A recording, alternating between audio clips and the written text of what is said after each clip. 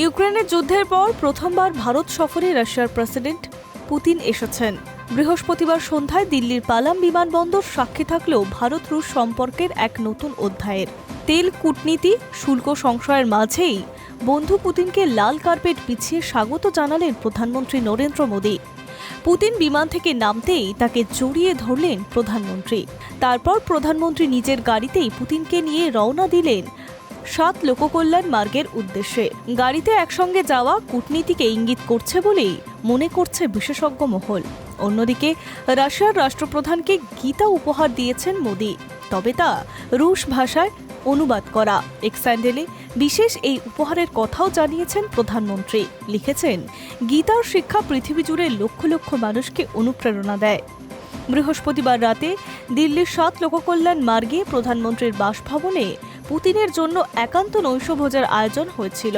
শুক্রবার দ্বিপাক্ষিক বৈঠক পুতিন ও মোদীর। আলোচনা হবে প্রতিরক্ষা, বাণিজ্য সহ একাধিক ক্ষেত্রে। দুই দেশের পারস্পরিক সহযোগিতা প্রসঙ্গে মার্কিন বর্ধিত শুল্কনীতির আবহে এই বৈঠক অত্যন্ত গুরুত্বপূর্ণ বলে মনে করছে কূটনৈতিক বিশ্লেষক মহলের একাংশ। Hi news network.